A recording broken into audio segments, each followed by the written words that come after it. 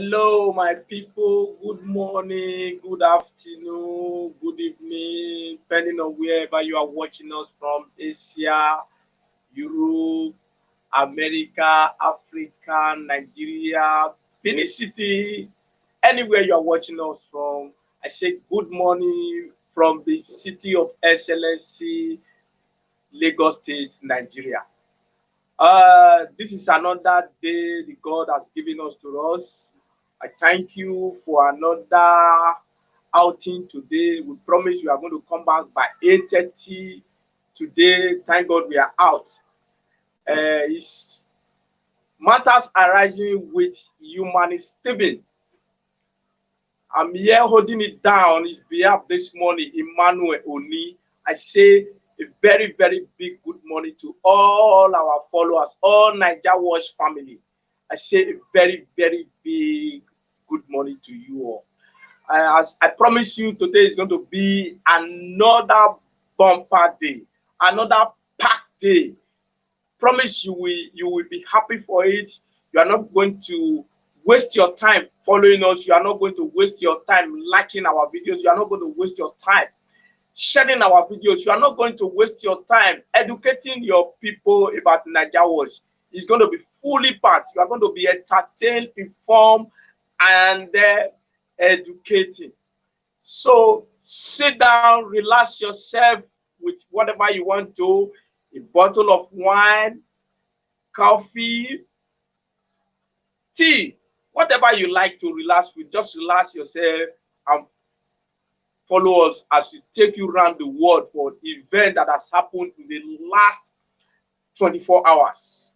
Yes, we are going to take you around the world for every event that has happened in the last 24 hours. We'll try our best to break it down the way we can to let you know what is happening, both the good, the bad, from the economic front, everywhere.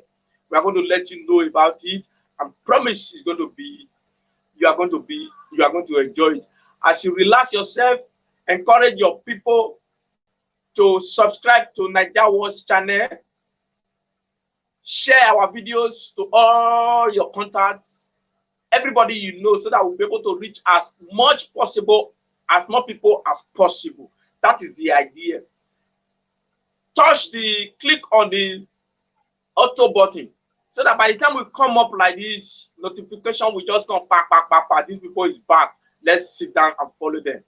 Like our buttons, turn up, engage us with your positions and whatever you feel about our presentation. Engage us. Let us know if you like it. If you don't like it, let us know where we got it all wrong, so that we will try and mend and correct our ways. If it is to comment us. If you have any questions, ask. We will try as much as possible to give you the answers as much as we can. So that is the idea. By the time we see you doing it, all this commenting, encouraging us, asking questions, we will be so encouraged. We'll be so motivated to do more, because that is an indication that you are asking for more. So we will go all out to serve you better. We will go all out to entertain you better. That is the idea. That is what we want. That is the only way you can encourage us. So this morning on the matters arising, we are going to start from an international scene. Africa, to be precise. East Africa. The Eastern Africa, that is where we are taking you to for now. That's where we are starting up from this morning. There's an election going on there, and it's been very, very tough and troublesome. It's been very, very troublesome. As you know, Africa election is always very troublesome. It took another dimension yesterday, so I now felt this is good enough for to bring up to this program today, so that you people will know what is happening in our neighboring country, how black man behave and do his things.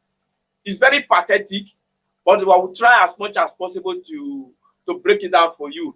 The headlines of this topic is: we are under siege. Uganda opposition candidate Bobi Wine cries out. We are under siege. Uganda opposition candidate Bobi Wine cries out. So the opposition party leader candidate of the election that is going on in Uganda today is crying. Let us find out why he's crying. Bobi Wine, singer turned politician, a main challenger of Uganda President Yoweri Museveni, has cried out that the country military men have taken over his house and his family is under siege. Wine tweeted on Friday afternoon that the military has jumped over the fence just as the country election results are being counted and are anxiously being awaited by the Eastern Africa country. So they are counting results already. So a lot is happening. Let's see. We are under siege. The military has jumped over the fence and has now taken control of our home, Wine said on his Twitter page. End of quote. You see, the candidate is opposition candidate is complaining that the military has taken over his family house. They jumped through the fence into his compound, and they are there now. As at the time of this report, they were there. They don't know why they are there. So, just one thing I want to really ask. I want to start on the note of what is wrong with African people? What is wrong with African leaders? Let me not use the people, leaders to be precise. Because when we have not gotten to the position of leader, we seem to know the right thing, we seem to do the right thing, we seem to speak the right thing, we seem to think the right thing. But once we get to the position of a leadership, everything changes automatically. It's very pathetic the way we see things. Now, the present president of Uganda, Yoweri Museveni, at a time was an opposition during Indian Army of Uganda. We know how tough Uganda was. He was running. This present president then was running in exile. He wrote a book and was saying that he doesn't know what is wrong with African leaders, complaining of African leadership. As God will do it, Indian Army quit the scene. He took over. This Yoweri Museveni took over 25 years ago. He took over the position of leadership, and today he is one of the longest serving presidents in Africa. He's contesting for, I think, 5th term right now. Yes, 5th. 5th term. He has done 4. So he's heading for about 30 years of a presidency if he eventually wins this race. Now, his action is not different from his predecessor. There's an election. Somebody contested with you. Why use military to intimidate him? Now this man is no more asking the question, what is wrong with African leaders? He's not very comfortable oppressing other people. So is there anything really wrong with leadership position in Africa? Is there anything that triggers that kill our conscience when we get to a political position or leadership position? That make us not see what we see before we get to leadership position, especially political leadership. Once we get the power to do and undo, we will not be behaving like lions. We will not be behaving like animals. What is the problem of African leaders? Political leaders, to be precise. If you are watching me now, if you know of any way you can answer my question. Please try. I don't know what is happening with African leaders. We see everything wrong when other people are there. We see every fault when somebody else is occupying a political position or a position. But once we get there, we don't see clearly again. The only thing we see and we think and we do now is to how to maximize power, how to oppress others. That is the only thing we see once we get to political leadership. I am asking this question because I have tried all possible means to answer it, to see why these things happen in Africa. Every leaders in Africa. I know there are few places that it happens in Europe. Yeah, there are some few places it happens in Europe too, or America. There are some few places, but it's almost every country in Africa that do this. Only very few. Over 70% of African leaders are like this. Prior to the election, social media was shut down in the whole of Uganda.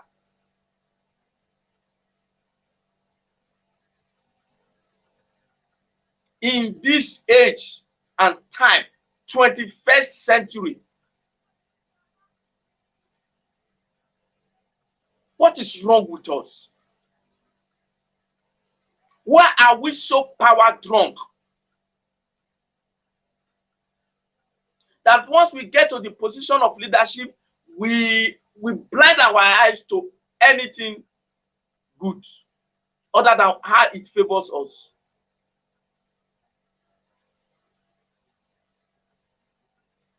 And tomorrow, some people, the president or some people will now come out. If military take over from that country now, you now begin to hear from the president or OAU that democracy. Is this democracy?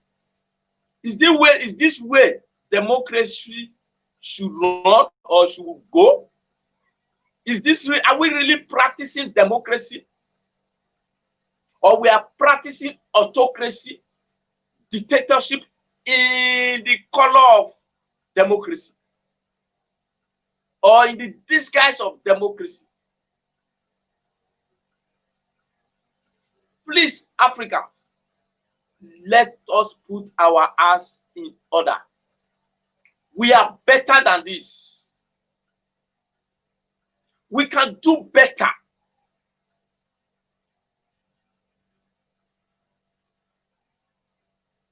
Africa can grow very fast if we allow the right people with the right mindset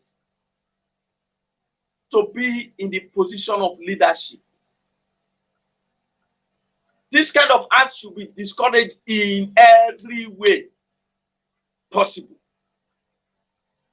It is not the way to go. It is condemnable.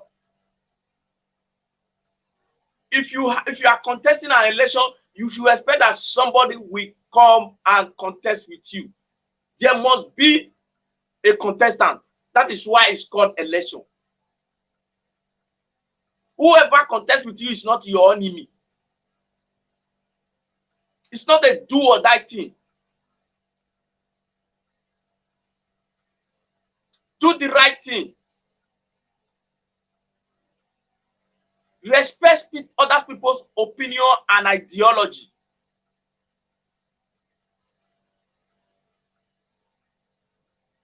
Power is transcendent. So one day, whether you like it or not, you are going to leave that position. It doesn't matter how you live.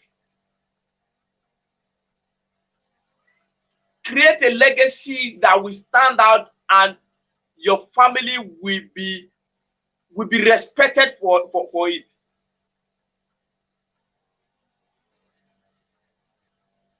Leadership is not a do or die thing. Being a president of a nation, you must not destroy others because you want to be president. If you are ruled for 25, 26 years, guy, let others have their way. You are not the best person. You are not the only person in that country.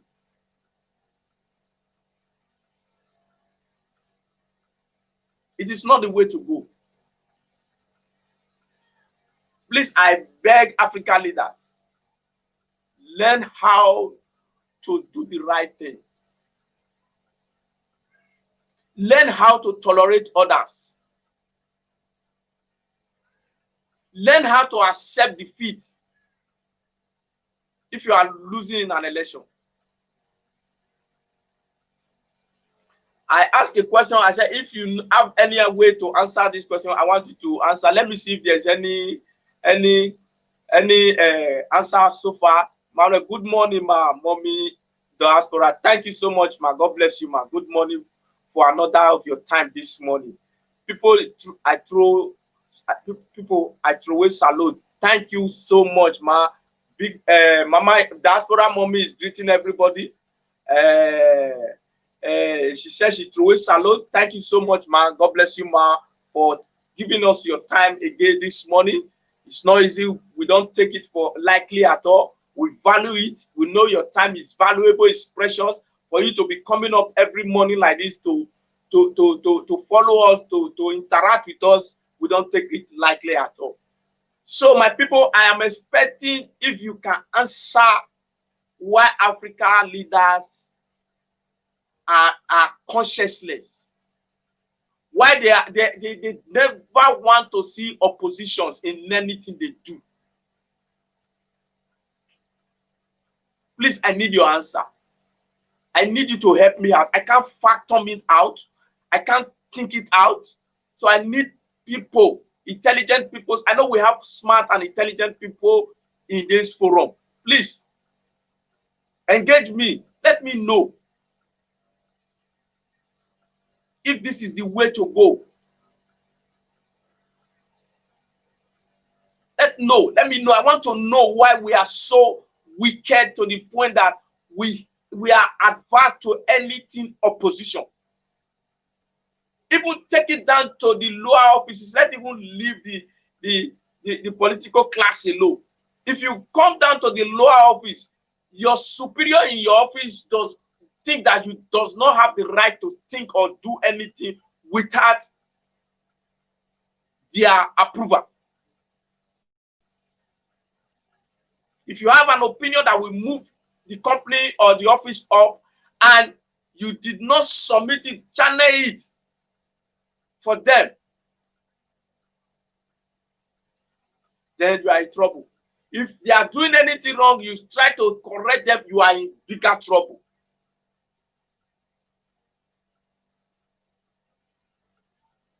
Africa should learn to respect others. Learn to accept opposition. Learn to accept criticism. It's only with criticism that that can bring the best out of you. If you are not criticized, you cannot bring the best. You cannot bring the best out of you. It's only criticism that will bring the best out of you. That is a given.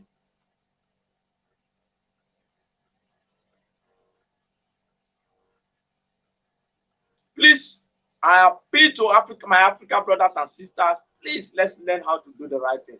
Let's learn how to tolerate each other. Tolerate one another.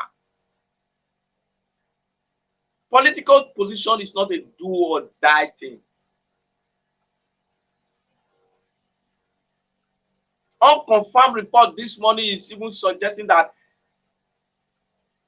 the man, Bobi Wine, has been arrested. He has been whipped to an unknown destination, though this one is unconfirmed for now.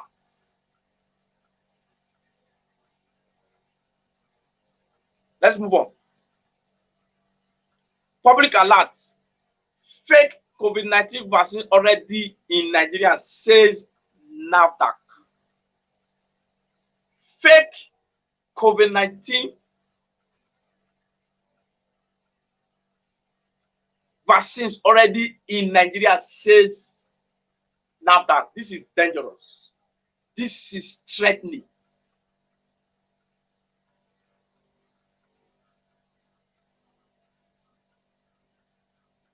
This is very, very, very, very dangerous as far as I'm concerned. I'm going to appeal to whoever is doing this to please stay away from it. Disease from it. This is dangerous. This is really, really, really dangerous. Please, for anybody that is involved in this, I appeal to your conscience. If this is true, but it's coming out from a source that has been verified.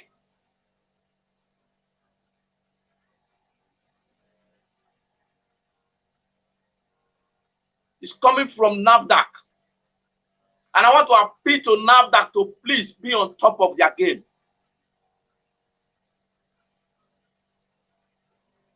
Now, let's go into the news proper.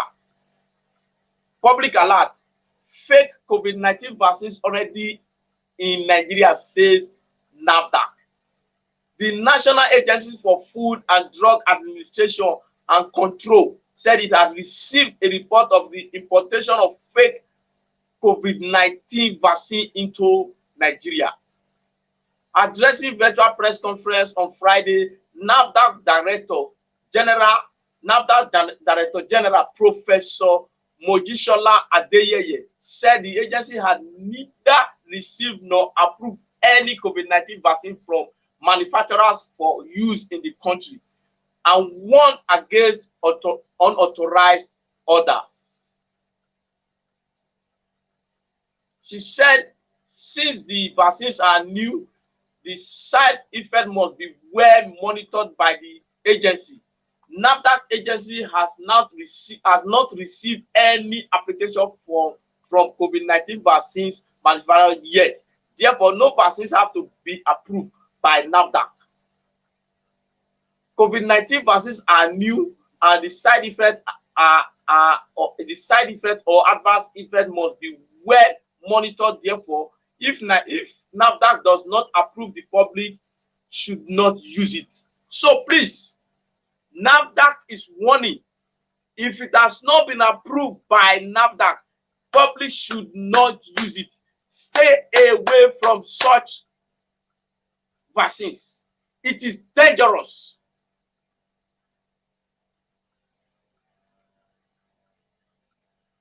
There are reports of fake vaccines in Nigeria. NAFDAC is pleading with the public to beware of no COVID-19 vaccines have not been approved by NAFDAC.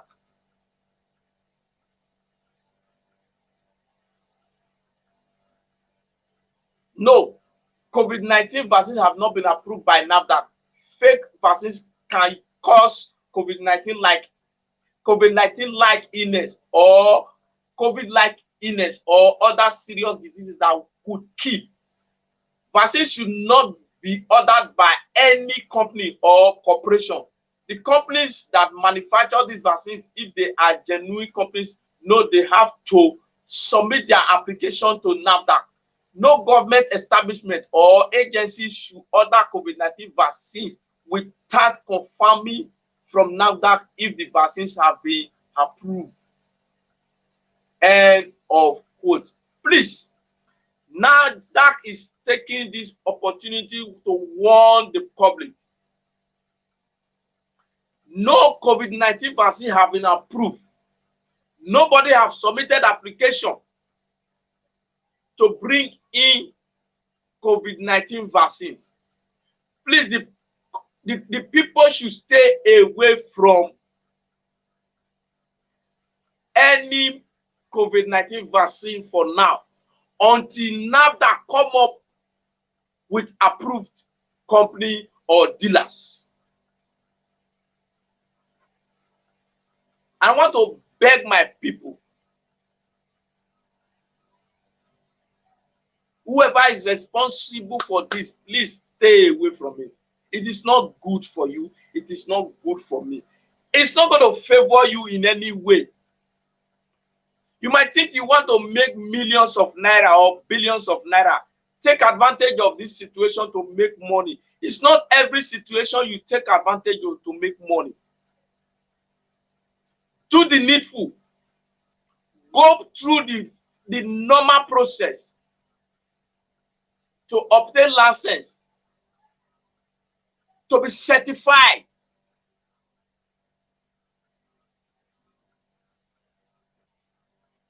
Please, it is very, very important. It is very, very, very necessary. Nigerians, please be warned. Stay away from anything that has any vaccine that have not been approved by NAFDAC. I know there are anxiety everywhere. People just want to be safe. People just want to be free to go about their normal business. But we must do it properly. We must do it, follow the proper channel. The proper process put in place by the government agencies must be followed. This is not like paracetamol, Panadol, chloroquine. No. This is a new drug. So, process must be followed. Due process must be followed.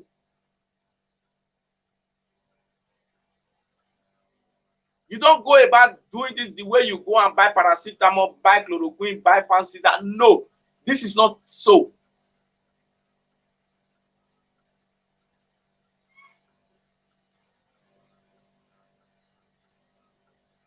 Please, fellow Nigerians, let us be patriotic enough.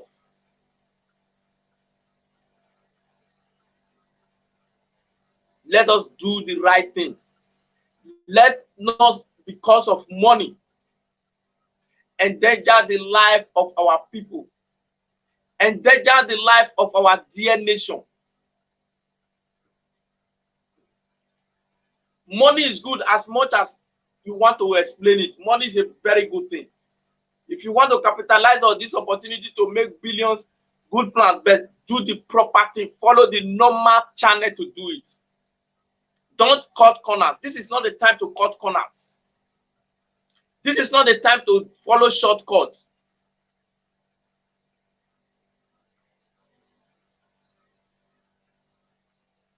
This is a time to show how patriotic, how good you are. This is a time to fear God.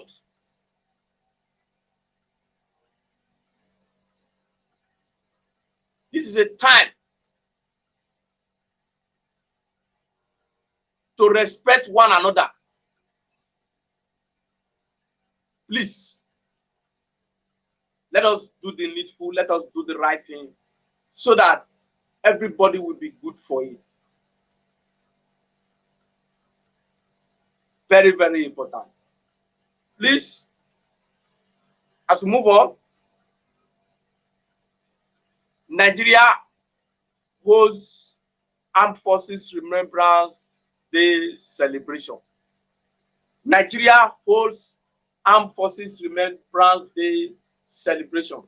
Yes, the day was a day of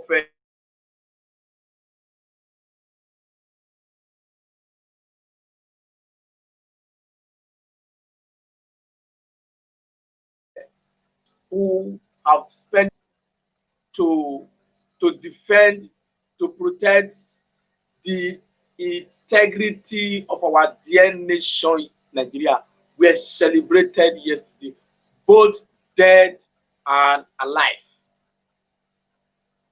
They deserve that celebration. It's annually, and I thank God for honoring our heroes who have one way or the other fought to defend us, fought to protect us. So let's go into the news proper. Nigeria hosts Armed Forces Remembrance Day celebration. Nigeria has held a ceremony to commemorate the 2021 Armed Forces Remembrance Day. The event, which held at the Arcade in Abuja, seek to honor Nigeria's fallen heroes and men who gave their all to defend the nation, peace, and sovereignty. As expected, President Muhammadu Buhari and the service chief were present to pay respect to the nation's hero. Also in attendance were Minister of Defense, Vice President Yomi Osinbajo, as well as leaders of the legislative and judiciary. At the event, President Buhari reviewed the presidential parade and participated in the red laying ceremony. A signing of the Armed Forces Remembrance Day anniversary registered and the release of the pigeons form part of the highlight of the ceremony. The Nigeria Armed Forces Remembrance Day is a day set aside for sober reflection on the significance of the armed forces to the country and to pay tribute to the servicemen and veterans. Globally, the Armed Forces Remembrance Day is celebrated on November 11 every year, and it is known as the Armistice Day.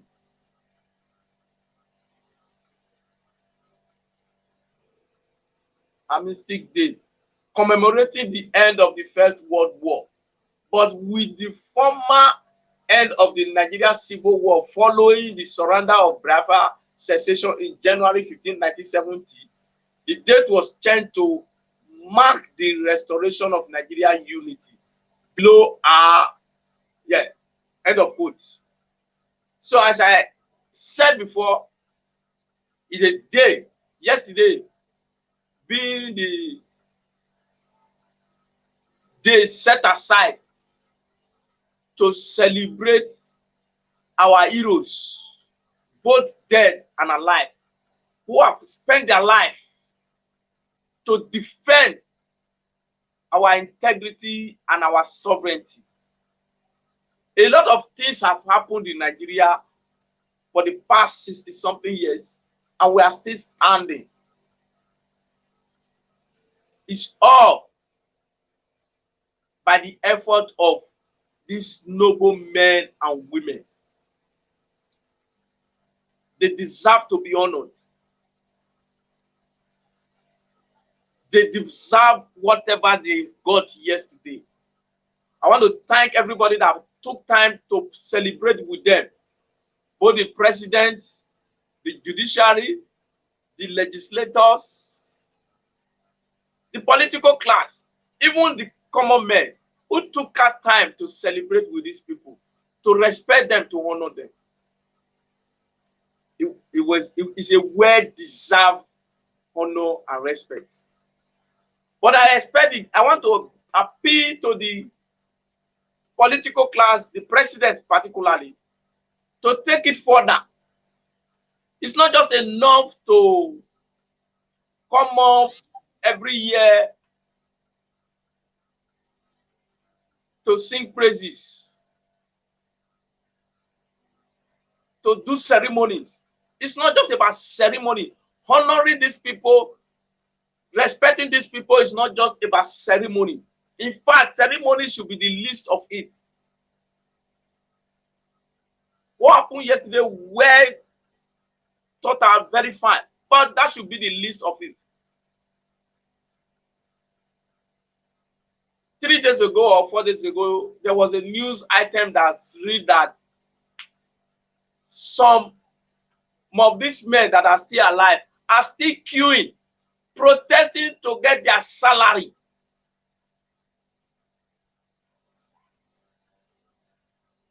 That is saddening. That should not be encouraged. by 25th, 26th, 27th of every month, their alert, their phone should get alert that their salary is ready. They shouldn't come out to start protesting for their salary. They have worked for it, they have earned it, and they deserve it without stress.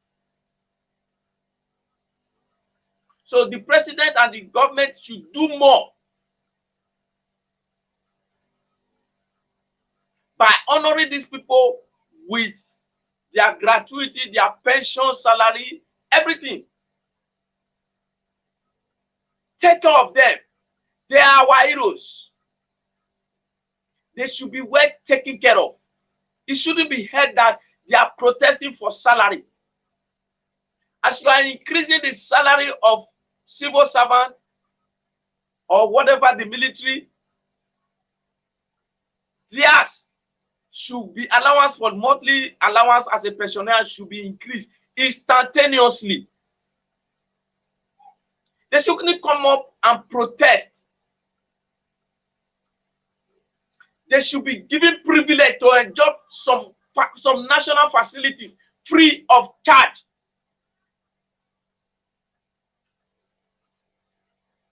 There are privileges that should be given to them to pay back their sacrifice. They have given their all. Some of them died. Some legs amputated. Some hands amputated. Some cannot even think well again because of what they were exposed to during the war or when they were defending the nation.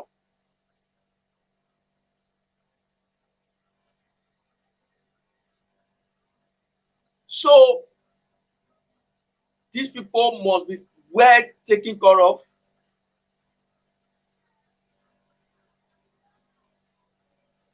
Whatever you give them, there's nothing that is too big to honor them with. By the time you take care of these ones, then you are encouraging the ones that are fighting now that their life is secured, their future is secured. But if you do not do the needful or take care of this one, then you are telling the ones in the battlefield now that, look, there's nothing for you, there's no future for you. So do what you can to protect your future, to keep your future. That is exactly what you are saying to them. So the more reason you should take care of these ones, to give hope to the ones that are fighting now that, look, your future is well taken care of. That is what we need. So I appeal to the president and the political class to please take it to another level. It's not just about celebration. As far as I'm concerned, celebration, as good as it is the least of how to honor these people. It is the least of what to give them.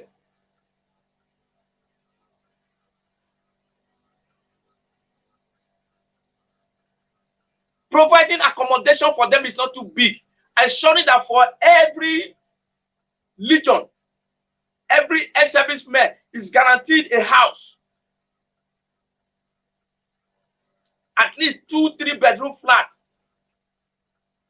It's not too big.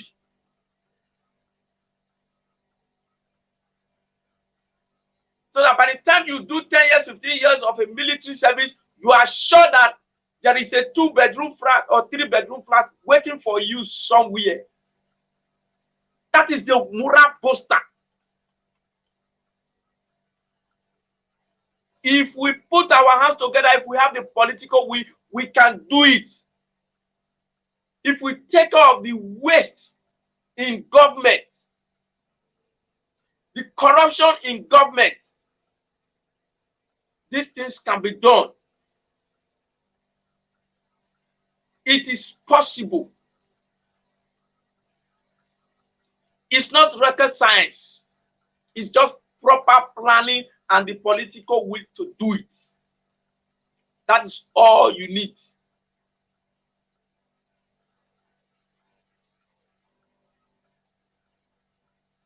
If after serving 20-something years, 30-something years as a military person, you come out, you cannot even afford a 2-bedroom flat as your own, what are you telling the ones that are in the field now? You are indirectly telling the ones that are in the field, look, nothing for you. Protect your future. Do all you can. That is another way of encouraging corruption. So in the line of duty, they are ready to compromise for any reason.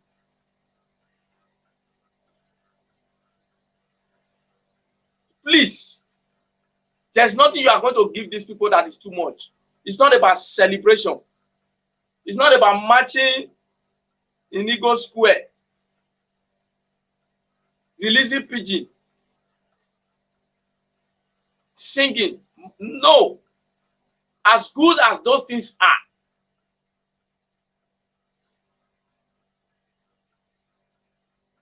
we can do better than that. We can do much more for these people.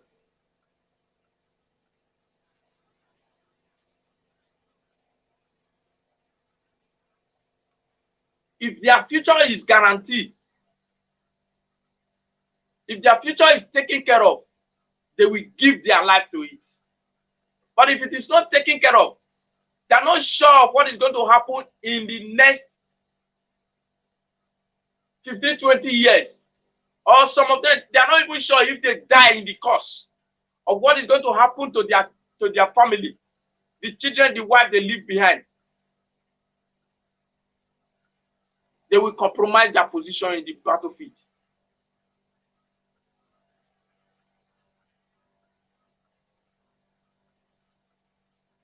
Let's do what is right. Let's do what is right. It is absolutely demonic to allow these people to come out and be protesting for unpaid salary and allowance. It is absolutely demonic.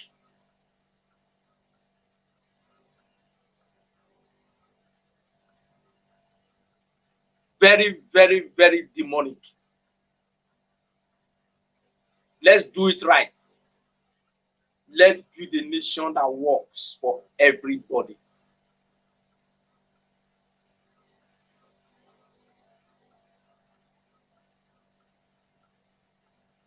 Let's build a nation that takes care of the future. Not a nation of an individual. A nation of individual personalities. No.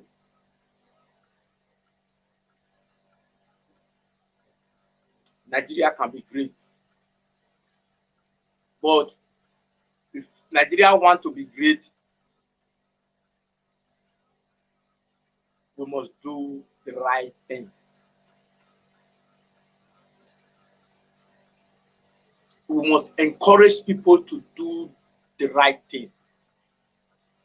We must be selfless in everything we do, not just about us alone. Other people are bound to the Philistines.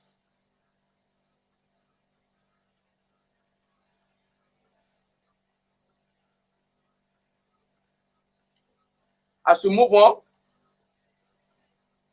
the next on the item is Nigeria Constitution make its president dictatorial. Did not unfairly dominate Ayo Adebanjo.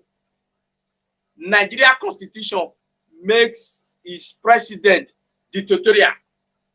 Did not unfairly dominate Ayo Adebanjo.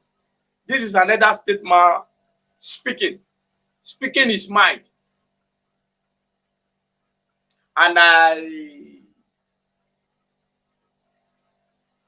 agree with him. to a very large extent. So that is why I thought I should bring it up. I agree with him to a very, very large extent. Nigeria constitution make the president so powerful that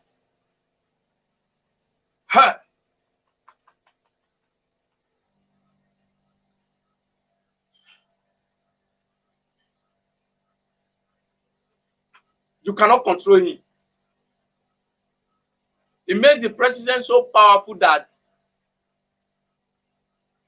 the only thing they want to do is to abuse the power. Because it cannot be questioned.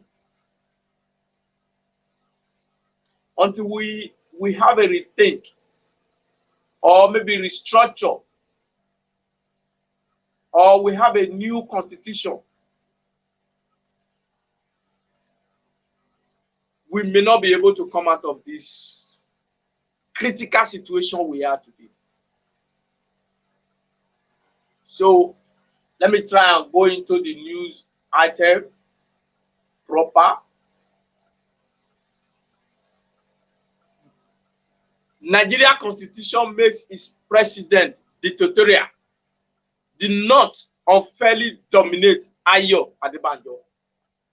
An elder statesman and chieftain of Yoruba socio-cultural group, Chief Ayo Adebanjo says that President Muhammadu Buhari will continue to be a dictatorial president by nature of the provision of the current 1999 constitution.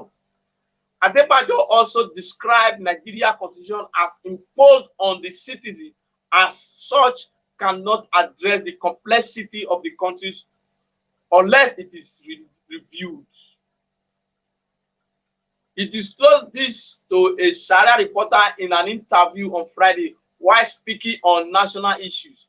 All the fertility they are talking about in this country today comes because of this constitution, Adebanjo said. I totally agree with him.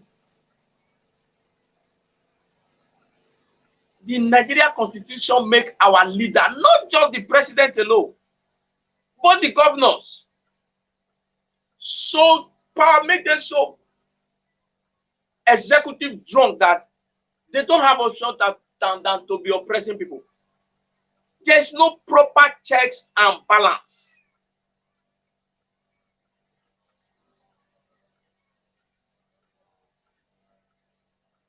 Moving on, the constitution makes Nigeria president the most powerful president in the world. He is a dictatorial president, so he will be rude. There's no time for me to begin to spell it out what is in the constitution. What we are complaining about was not made at the independence. That is why a person like me is passionate about this. This constitution cannot solve our problem in this country.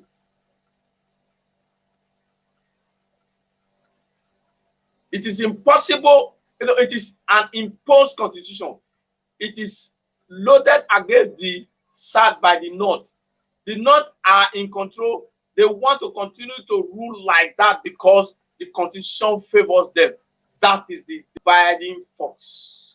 Now, if I had time, I will go into all the fertility in that constitution. Where in the world do you share a revenue allocation on the basis of population on the issue of land masses? Tell me. You see, that is a major problem in Nigeria. You collect national revenue, you collect from North, France, East, everywhere. You now come and share it according to the population and landmark. So if Edo State is generating, say, 1 billion a month from all its natural resources and all, you take it to the national account. Then you collect it like that from every state. And maybe Borno, Katsina is generating 300 million, 500 million. Then when you want to share this money now, because Borno have bigger landscape with bigger population than Edo State, you will not give them more money. From what? From the money from my state. I mean, they are not generating up to what me I'm generating. Does that sound logical? Does that make sense to any sensible human being? And we know all this.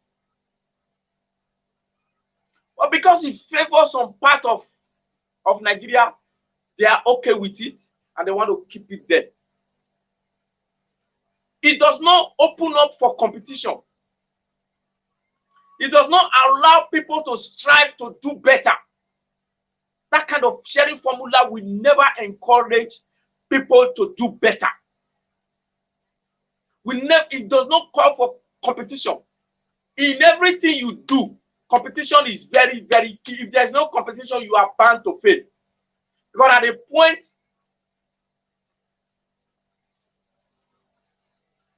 complicity will set in. You will feel that there's no competition anywhere, then you will not monopolize the system, you will not begin to behave anyhow. But when you know there's somebody behind you that want to take whatever you are doing and they want to take that position, is working hard, then you will sit up. So this present Nigeria constitution, precisely the sharing formula, is not the best. It's not good. It should be discouraged in all sense. Let's move on. Now, if I had time, okay, no. When the non-agrarian was asked, what about the position on the 2023 presidency with support being garnered by some politicians in the South West for the national leader of All Progressive Congress, Bola Tinubu Adebanjo, said, I don't make my view or know about issues. I like this. My view is a philosophical one. For now, I don't want to talk about the presidency until constitution is reviewed. So that's the end of the quotes. So it is barbaric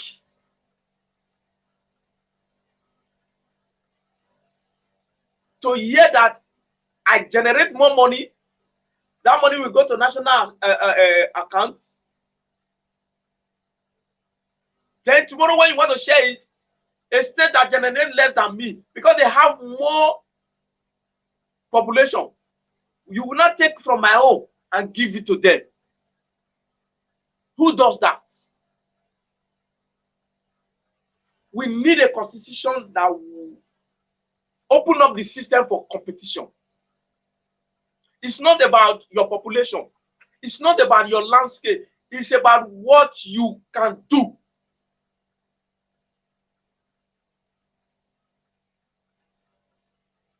What are you going to, how creative are you? What are you going to put in place to make life meaningful for your people?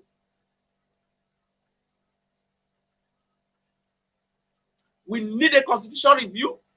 We need restructuring that give room for competition. Check the area you have competitive advantage on and dwell on it.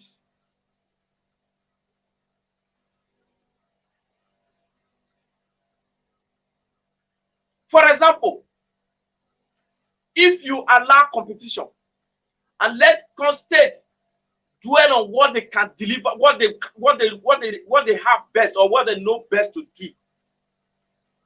If you allow such system in Nigeria, I am very, very sure Edo State alone will be able to feed the whole of West Africa with food. We have the soil, maybe not in all type of food, but there are some specific things that we can produce in our place that if we emphasize on it, if we take advantage of that crop or farm product, we will make money that we will be able to take off the whole of Nigeria and some part of West Africa. Let's say pineapple.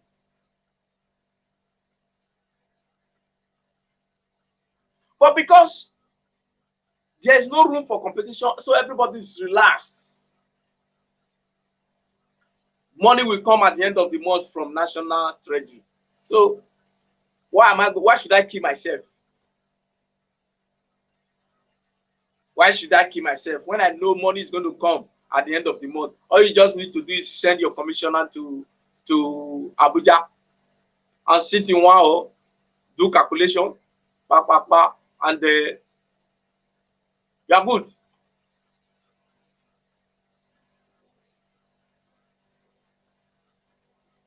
We need a review of our constitution. We need a review of our constitution.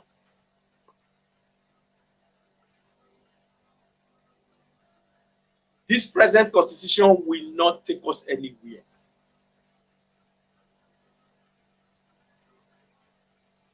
It was molded to favor some set of people, some region. It was molded to favor the region that are more influential, that are in power.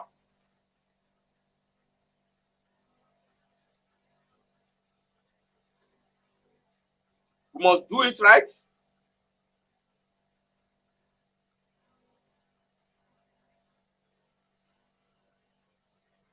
We must change it if we want to move forward. There's no gainsaying about it. There's no painting it. We can live in denial as much as we can. Because this constitution is one of the problems we have as a nation that is dragging us down. And some few regions and people are taking advantage of it.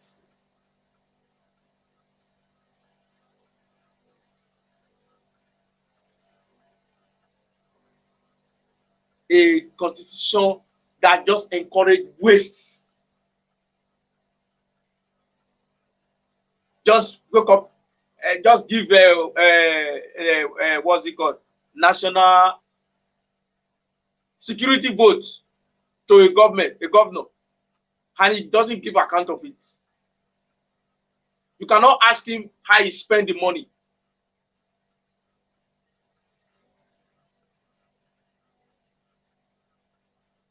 That will not take us anywhere.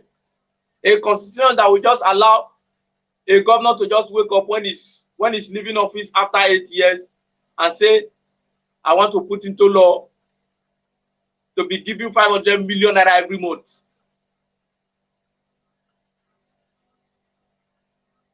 And he's allowed, and he will just do it. I want the state to be buying cars for me every year. 4 or 5 cars.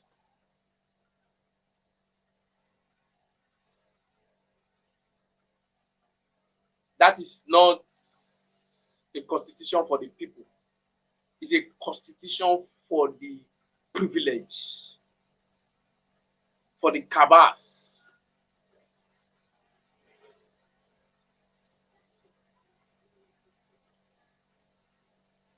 The reason we must change it. I'm an advocate of changing the Nigeria constitution. It is not the constitution for the people. It was not drafted by the people. From the beginning of the constitution, the foundation is wrong. The people were not part of the constitution. Hence, you see it only favors the political class.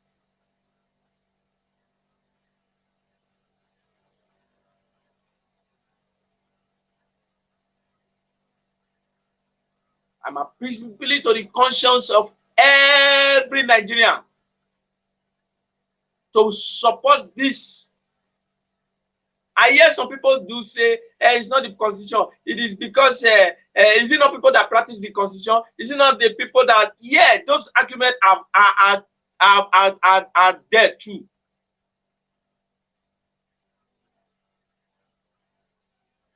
We are wicked as a people. But if we have the right constitution in place and we have the political will to enforce the constitution, the do's and don'ts of the constitution, then all these things, this our mindset we are talking about, a change your mindset will be well taken care of. It will be well taken care of.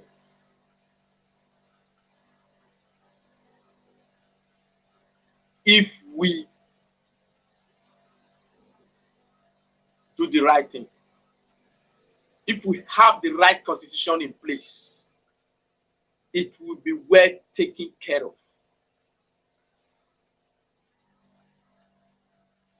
But as long as we live in denial, we are expecting people to change their mindset. Nobody is going to change their mindset too. Rather, people will be resolved to do worse.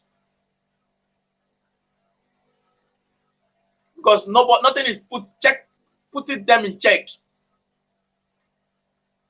Nothing is putting them in check.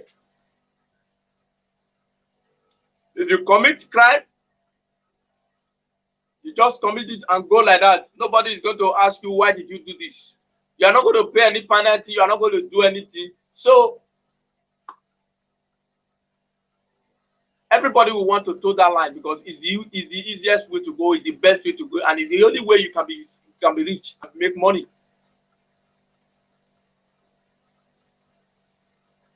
We must work at it. We must be deliberate about it. This constitution will not work. We need a rebranded constitution. If we want to know, let's know. The next on the agenda, Sokoto Cleric to Kukah. Challenge Nigerian government and we will crucify you. Sokoto Cleric to Kukah. Challenge Nigerian government and we will crucify you.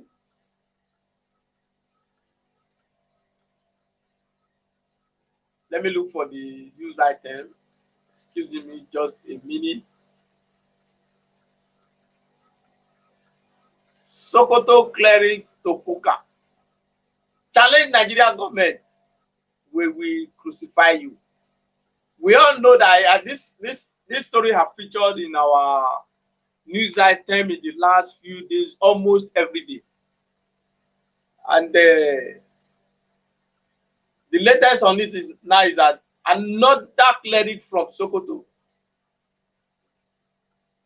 is warning the vocal clergyman, Bishop Kukah, that if he dares challenge Nigerian government again, he will be crucified. Let's go to the news item first before I make my opinion known in this issue. A Sokoto-based Islamic cleric, Abubakar Malami, has warned the Bishop of the Catholic Diocese of Sokoto, Matthew Kukah, to desist from challenging Nigerian government or risk being crucified. This development came amidst several criticisms surrounding the Bishop's Christmas message and subsequent statement he made.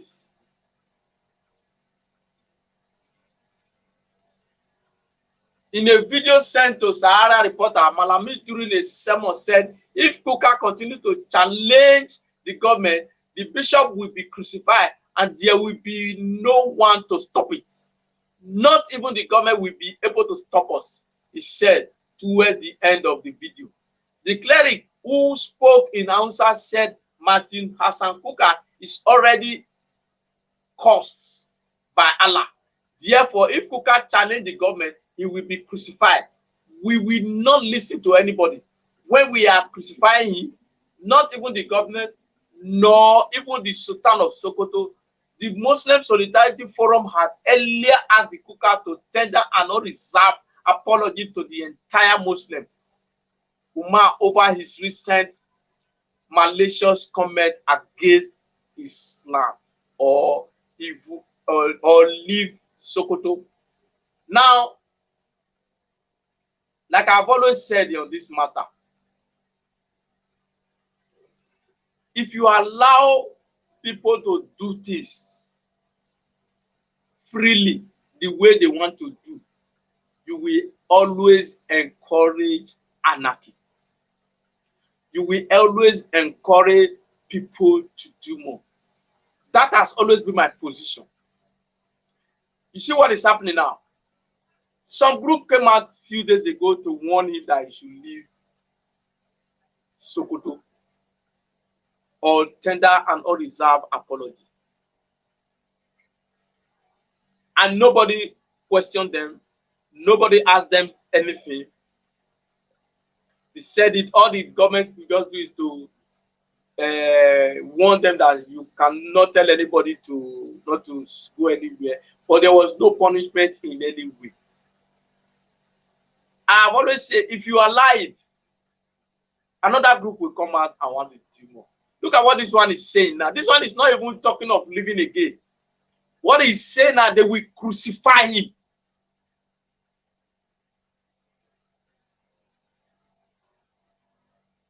That is what this one is saying. He's now so bold that even the government cannot stop us. If we set our mind to do it, we will go ahead and do it. The government or Sultan of Sokoto cannot stop us.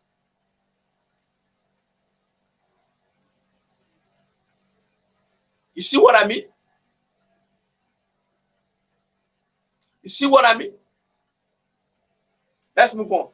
Similarly, the Jumaatul Nasari Islam and JNI, headed by the Sultan of Sokoto, Alhaji Muhammad Saad Abubakar, had attacked Kukah for allegedly denigrating Islam and Muslims. The organization described the message as calculated attempt to insult Muslims or Islam. JNI, in a statement in Kaduna by Secretary General Dr. Khalad Abubakar Aliu, said the bishop should not take Muslim kindness for timidity or foolishness. He said, despite the status of Sokoto to Muslim and Islamic history, Kukah was warmly welcomed, accepted, accommodated, and accorded respect, deserving of his position as a religious leader. He described Kukah's message as irresponsible, seditious, adding, though true, the message is discussed as a political hogwash to deceive the innocent, there is no doubt that it was poison arrow fired at the heart of Islam and Muslims in Nigeria. Hence, the need for his intervention. The bishop's statement was prepared address considering the occasion and the audience. One cannot but agree that it was calculated attempt to insult Islam, which is typical of him. His veiled insinuation that Muslims have a pool of violence to draw from is disgusting, disheartening, as well as condemnable. Responsible Christmas homeless should come with a message of hope, unity, mercy, forgiveness of supreme being, and resilience through prayers. Prayers, especially in this trying time. How can the Muslim continue to be hospitable to the one who proves to be ingrate many times over? How can the Muslim be comfortable in associating with a bitterly vindictive person disguised in the garb of religious clergy? Muslims in Nigeria cannot be charged and be held responsible for or accountable for the actions or inactions of government just because it is headed by a Muslim. Kukah, in his Christmas message on December 25th, 2020, had accused President Muhammadu Buhari of nepotism, institutionalizing northern hegemony by reducing others in the public life to second-class status. Every honest Nigerian knows that there is no way any non-Muslim, non-northern Muslim president would have done a fraction of what President Buhari has done by his nepotism and gotten away with it, Kukah said. End of quote. So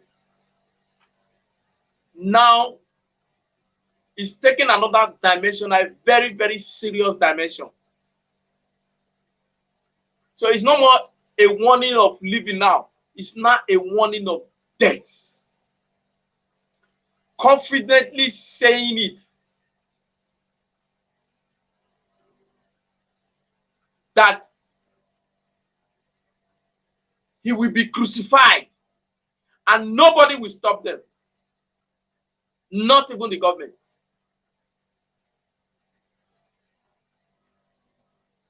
You see where we are now in this matter.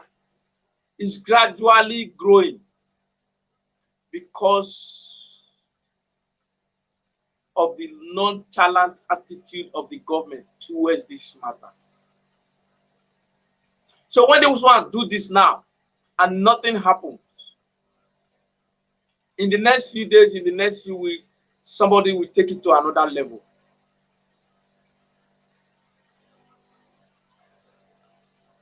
That is the way it is.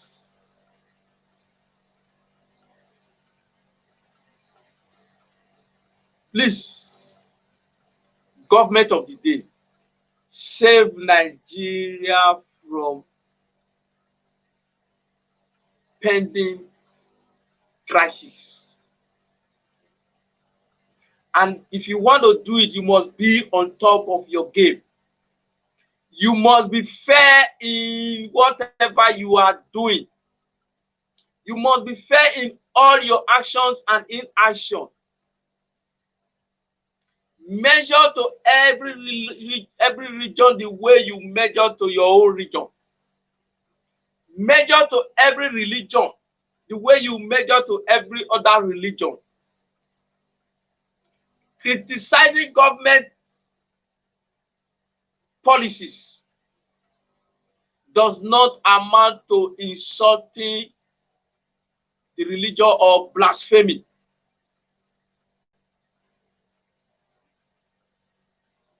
Obasanjo was criticized. Jonathan was criticized. Their policies were criticized. It was never attempt to be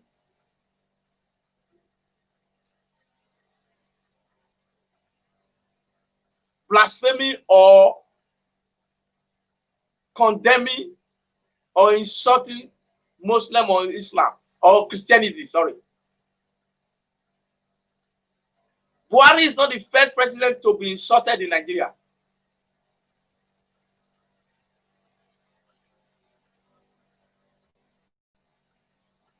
Please, save us from this crisis that you are taking us into. Take decisions. The war is not good. Crisis is not good. It doesn't benefit anybody.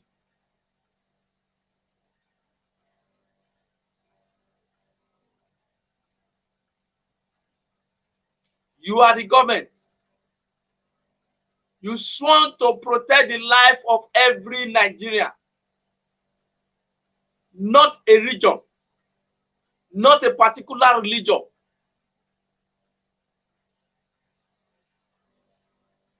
And you must be seen to be doing so.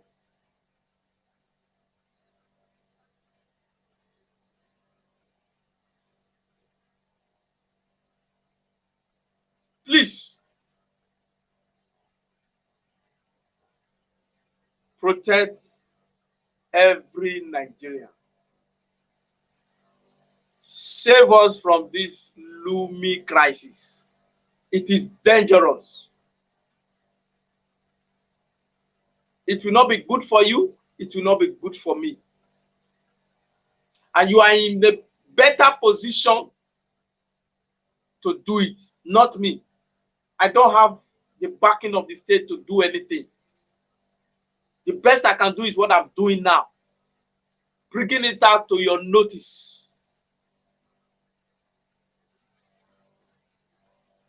Spilling it out the way it is.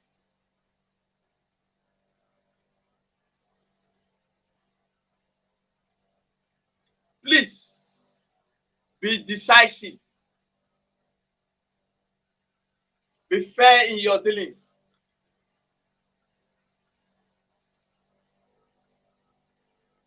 We will not get anywhere with the way we are going. We will not get anywhere with the way we are going.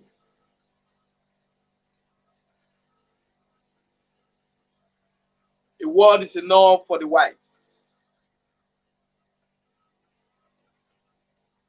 Insurgency.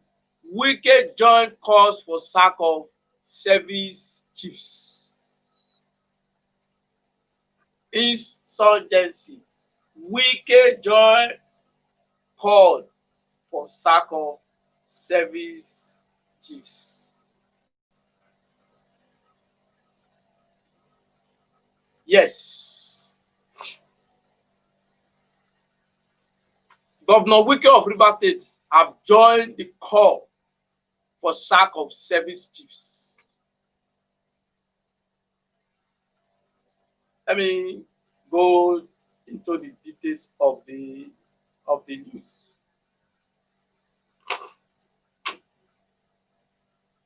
Governor Nyesom Wike has joined the call for change of Nigeria heads of security, rejigging of the national security architecture as Boko Haram and bandits up north continue to overwhelm federal forces. Wike during red lane and parade to mark 2021 Armed Forces Remembrance Day in Port Harcourt, Rivers State on Friday said the time has come for federal government to take decisive actions and end the insurgency menace. He said, a country as strong as its arms is as strong as its armed forces.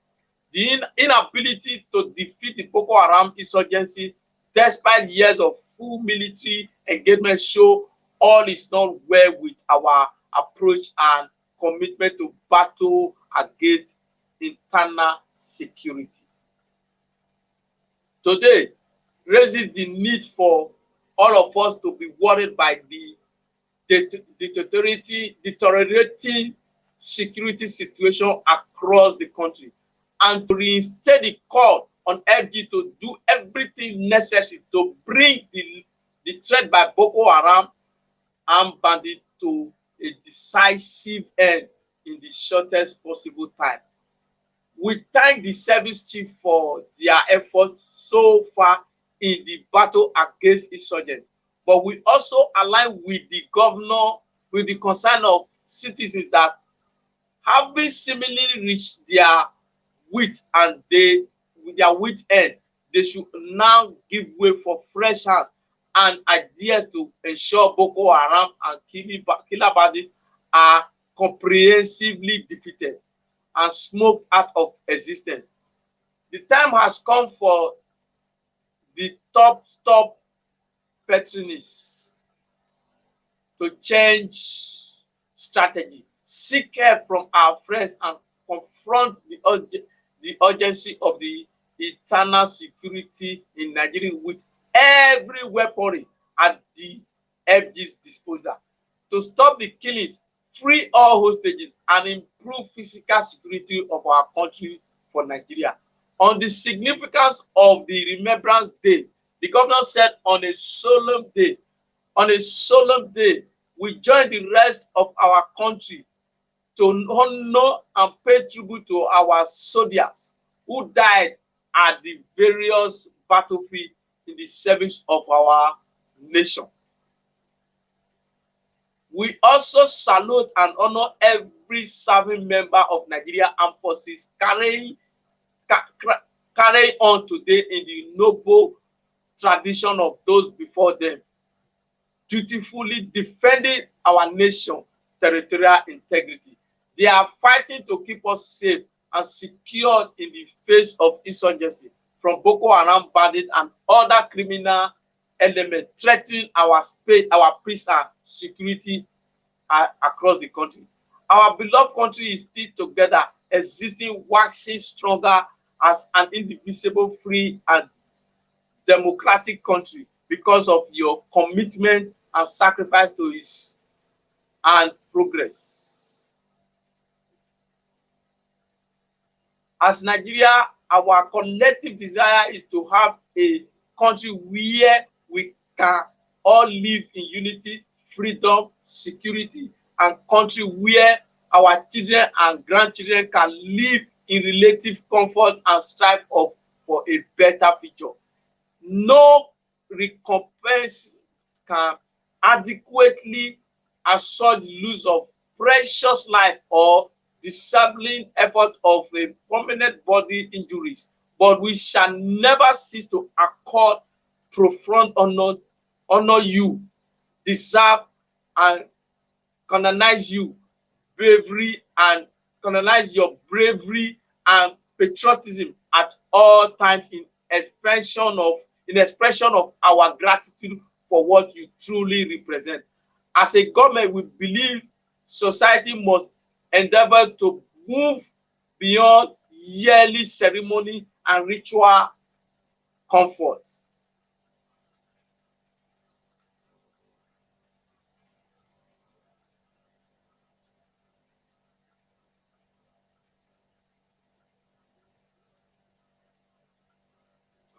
Excuse me. And comfort. Species of today to provide adequate care and support for the family of every one of our soldiers who unfortunately pay supreme price of suffers permanent disability in the line of duty to our nation. It is for this reason that we have since adopted and implemented the policy framework that guarantees some financial support to the immediate family of any soldier from River State that pays the supreme price of suffer permanent disability at the battlefield in the course of his or her service to our nation. We have also fulfilled and continue to fulfill our promises and commitment to our veterans through the River State chapter of Nigerian Legion. 2 days ago, we released the sum of 70 million to the chapter in River State. Thank you so much, my good governor, for all this effort you have put in place to help the every veteran that have come from River State, who by one way or the other have suffered by death, disability. That is a very good gesture to do. Like he said, and he buttressed my earlier point that it should go beyond ceremony, celebration. Celebration ceremony is good, fantastic, but it should go beyond that and really take care of these people. Let them enjoy privileges. Create an avenue for them to live a little bit of comfort in Nigeria. Their family and their future should be taken care of to a large extent. It shouldn't be a case of every year you come and you just celebrate, sing, march, release a pigeon. No, that is not it. That is not it. We should go beyond that. We should go beyond that and really make impact in the life and family of these people. According to Governor Wike, he has done what is within his power to do. And I commend him for that effort. I thank you for taking that bold step. The president should please do more for this our heroes, our legends, both dead and living, even the ones serving now. Encourage them. Make them know that their future is secured. The future of their family is secured. So that they will defend the nation with their whole hearts. For the part of sacking of the army chiefs or service chiefs, I think we have said enough. But the government, the president is not willing to listen. I think it seems to be very, very okay with the result they are giving him. Because in life, if you employ somebody, you must give him targets. That target in the contract, in an agreement, you are supposed to meet it. So if you don't meet it, the onus is on your employer to scrutinize it and take a decision. But if you are meeting the target given to you, the employer will be happy for it. So the president seems to be happy with the achievement of the service chiefs. So perhaps that is the target he gave to them.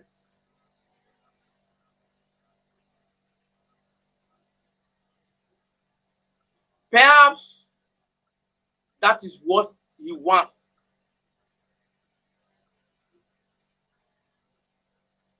So if he's okay with it, let him be. There's nothing we can do about it. Because left for me, those people would have been gone for more than 3 years ago. I don't see why any reason why chief of staff, army chief of staff will be there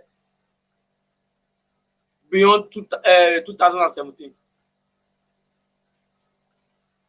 The first 2 years, maybe I thought it was going to be up his game. But after 2 years, there was no reason in my own assessment.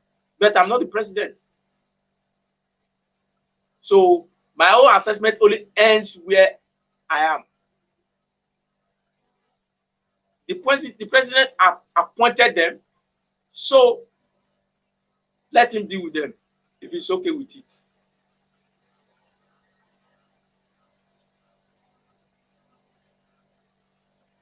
Yes,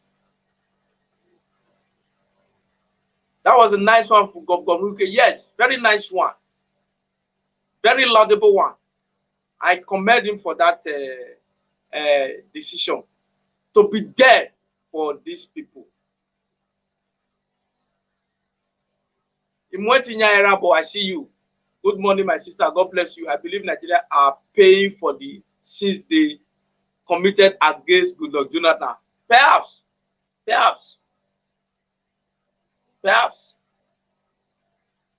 Maybe God just wants us to learn the hard way.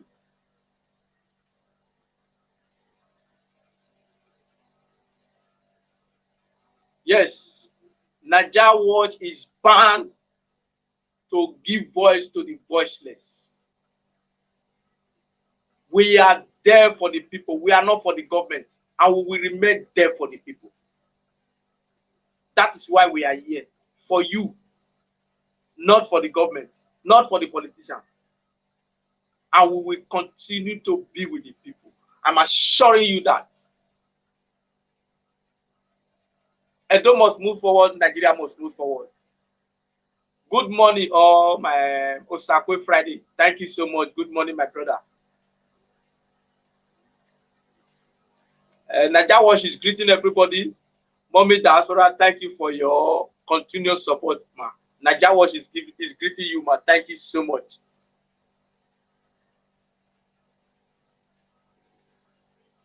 Yes, I so much believe in that.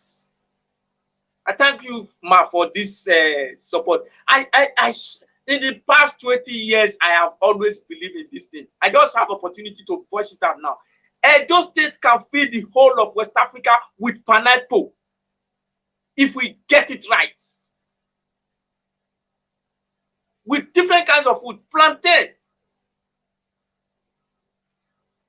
If we concentrate on farming, because there is no competition, we just I'm going to Abuja, will come by more time we go to Abuja and collect money.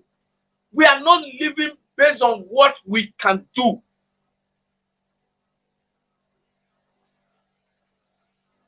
We are not doing what we are doing is not about what we can do.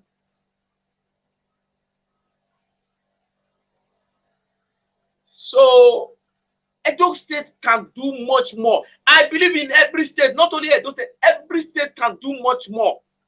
Because we have a faulty constitution. We have a faulty foundation. So we look like we are poor. Nigeria is not poor. We have what it takes to build this country, to compete with every nation in the world. We have the resources, we have the mental capacity. But we just have a system that was built not to work. System, it was built not to work. It was never meant to work.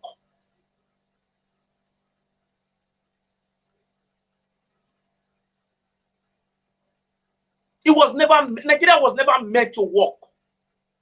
Some few people just sit down in their corner and plan something and throw it upon us for their own selfish reason. But the good thing is that I'm happy. As they plan this since that 1999, the system is consuming them too. Yes, I can authoritatively say that.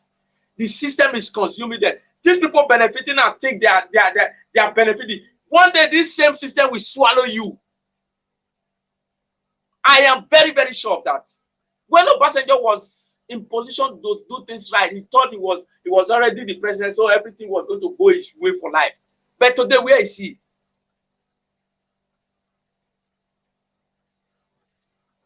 Where is he? I will always make reference to that part of it. The system, this dirty system he built, that he thought he was going to be for his personal gain for life, today they've taken it away from him. It's not the one complaining.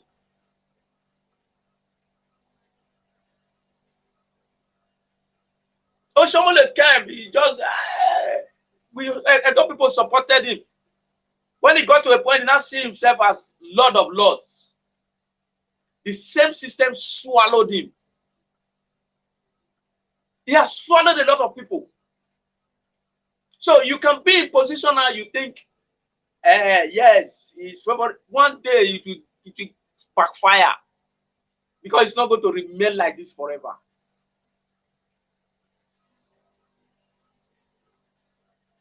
Once they get to position, they begin to see themselves. Lai Mohammed, when he was from the opposition, he could deliver. But today, he's speaking from both sides of his mouth. Because he's benefiting today. One day, that same system will swallow him. In the shortest possible time.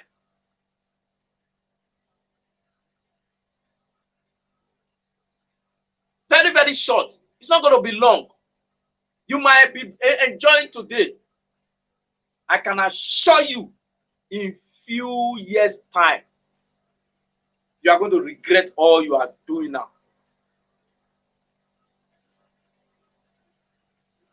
You are going to regret it. I can assure you. I can assure you. Let's move on.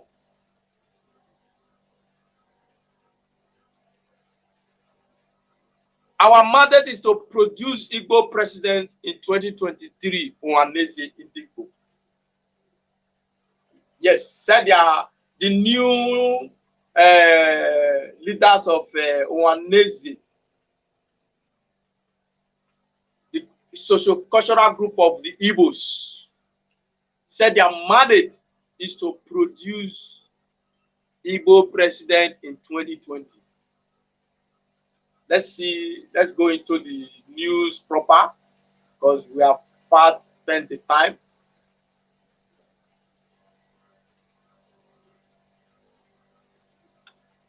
The new leadership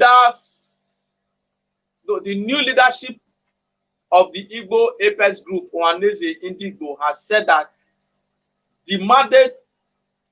What is this?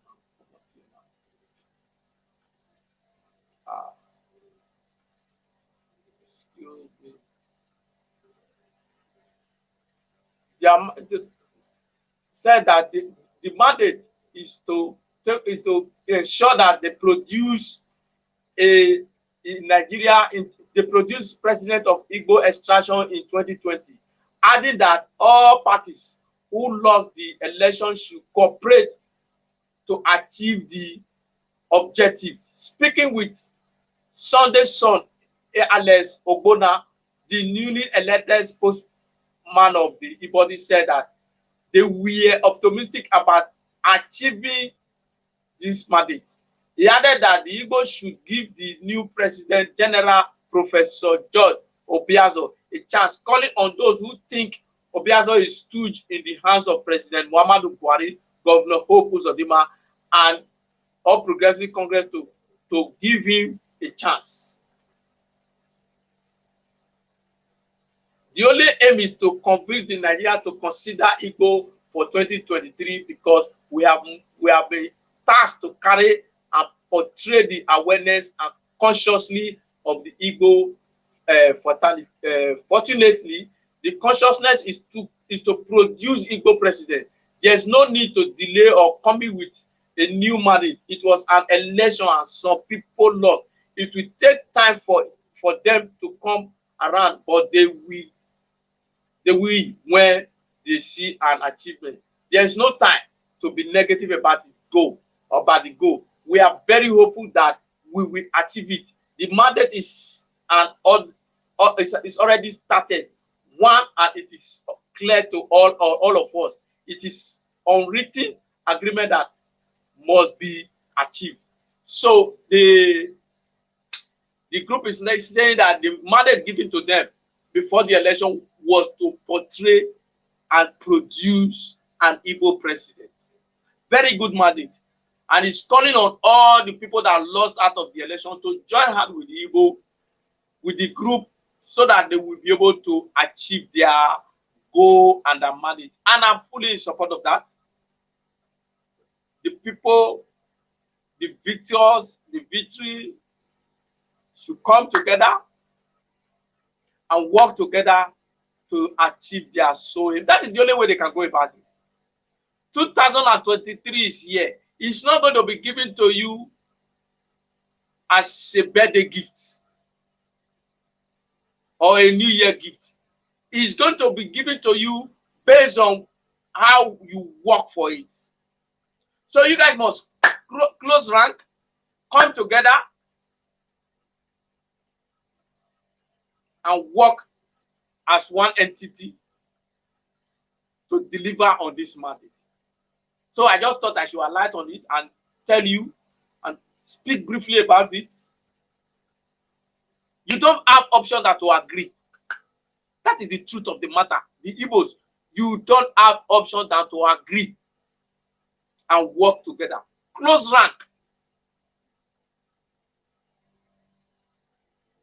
So that you will not scuttle yourself. You will not fall in the pit that the enemy have dug for you. Moving on, which is the last news item.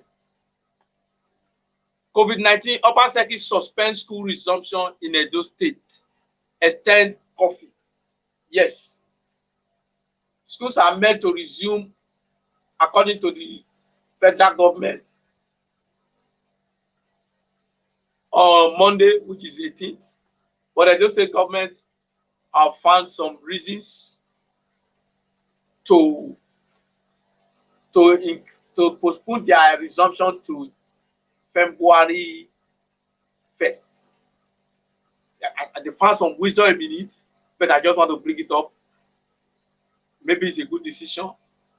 They are the people in government. I'm not privileged to know what happened. So we have no option than to support them. And please let them do the right thing. If you have seen that it is the right thing to not to resume Monday, please let's obey them. Let's work with them so that they will deliver on their promise to keep Edo State safe from COVID-19.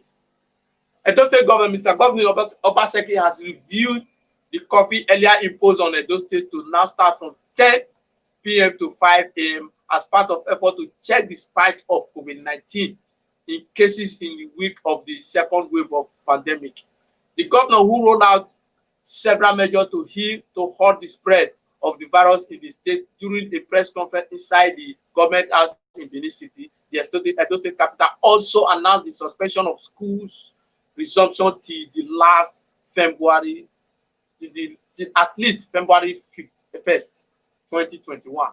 The Governor Obaseki said the state government had put in place a robust response mechanism in dealing with the first wave of the coronavirus, but that data from a comparison between the first and the second wave of the pandemic has shown that there is a need to take drastic measures to curb the spread of the new wave of the coronavirus, which have been confirmed to be more violent and infectious. According to him, comparing the first 6 weeks of the pandemic from March 23, 2020 with the first 6 weeks since December 20, Edo State have witnessed 84.5% rise in the number of infected persons.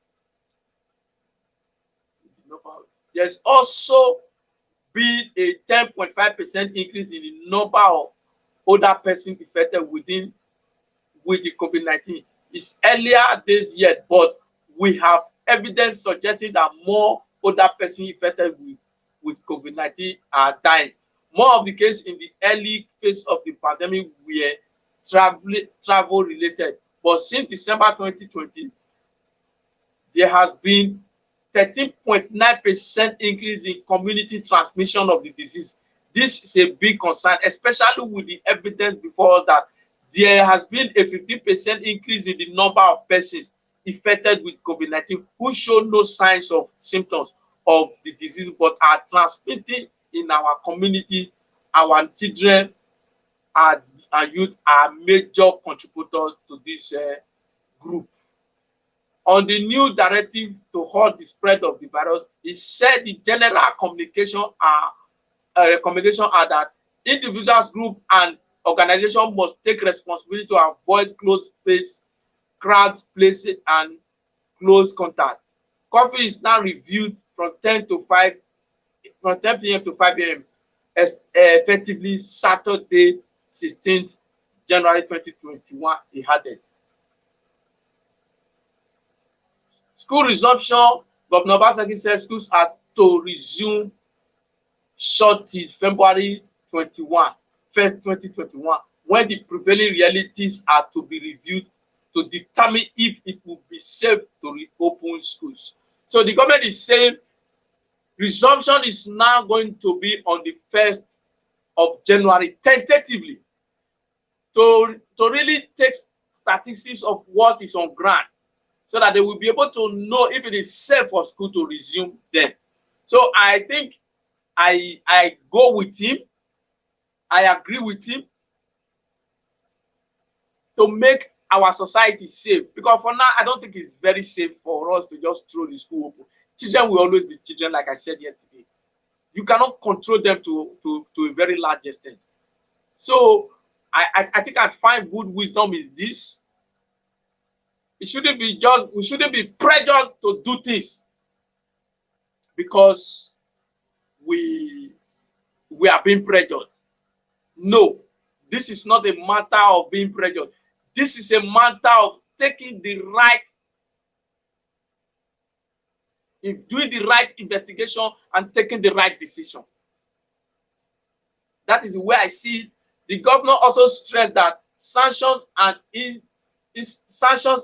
insensitive shall be used to derive better compliance, using enforcement and monitoring team across the state, urging government-owned organizations to model best practices. So it's asking the government organization to model the practice of obeying the guidelines. So I expect that this guideline put in place, this restriction put in place, distancing and others should please, the people should please obey. Follow it up. It is for you, it is for your good. It's not for any other person, it is for your good. It is to protect your life and your family members. This should not be a time to throw aspersion, to try to find who to blame. The problem is already there. The way to get out of it, the way to go out of it, the way to solve the problem is what we should be considering, what we should be after now, not trying to look for who to blame.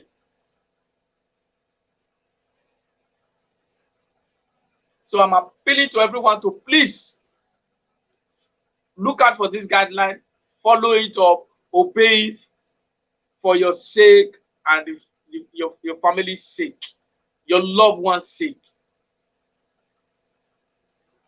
I think I'm in tune and in agreement with the governor for this decision. Let us assess the situation for the next few weeks. I would rather my children lose 1 year than to have them infected with COVID-19.